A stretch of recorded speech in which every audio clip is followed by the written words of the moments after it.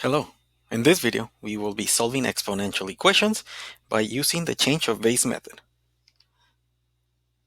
On the left, you see examples of exponential equations. This means that the exponent will have a variable. So whenever solving an exponential equation, if the bases are equal, then the exponents are equal. For example, let's say you have 2 to the third power. If you have another problem that is 2 to the third power, then of course those would be equal. But what if we have 2 to the third power and on the other side we have 2 to the x? So even though the bases are the same, the exponents are not the same. However, by using the change of base method, we're able to solve these ones. If you have the bases are equal, you can ignore them. They don't cancel out, we just ignore them, and we equal the exponents to each other. Therefore, for this problem in the middle, x would be equal to 3. Now let's move on to more difficult problems. So as I mentioned before, if the bases are equal, in this case both bases are 5, then we can ignore the bases and set the exponents equal to each other. In this case, it's x plus 1 equals to 2x, and we use algebraic methods to solve for x. Subtract x from both sides.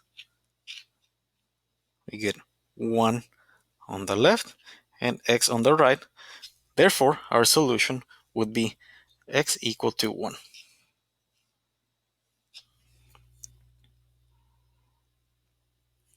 Let's say the bases are not the same, just like what we have on the left. We are unable to solve it at this point. However, we can make the bases the same, and then we would be able to solve it. I'm going to make both 4 and 16 into a base of 2. So I'm going to multiply 2 times 2, and that's going to give me 4. In exponential notation, that would be 2 squared equals to 4. Instead of the 4, I'm going to write 2 squared, and then I will keep the exponent that the 4 had at the beginning. So this 4 becomes 2 squared. I will do the same thing with 16. 16 is 2 times 2 times 2 times 2. Because we are multiplying 4 number 2, we have 2 to the 4th equals 16. Therefore, instead of 16, I will be putting 2 to the 4th. The exponent that the 16 originally had, we still have it on the outside of the parentheses.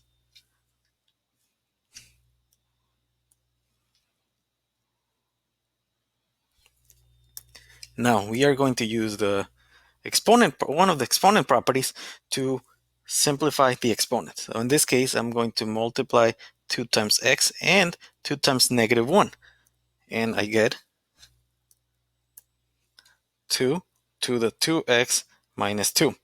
I will do the same thing for the other side, and I multiply the 4 and the x, giving me 4x. 2 to the 4x. Now that the bases are the same, I'm able to set up the exponents equal to each other by ignoring the bases. Subtract 2x from both sides. I get negative 2 equals 2x. Divide both sides by 2, and x would be equal to negative 1. Now, for the one on the right, what if we have a fractional?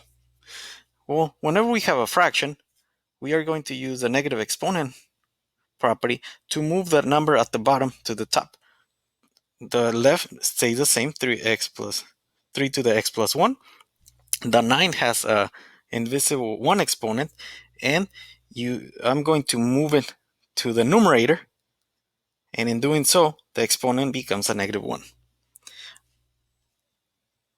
The left side, I keep it as 3 to the x plus 1.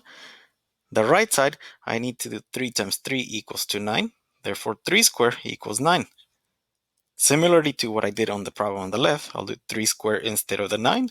We still have that negative 1 on the outside, which I will be multiplying to simplify the exponent. I have 3x plus 1 on the left. The right, I have 2 times negative 1 is negative 2. Now the bases are the same. I'm going to ignore them to solve for x. Bring down the exponent on the left, equal it to the exponent on the right, and then solve for x.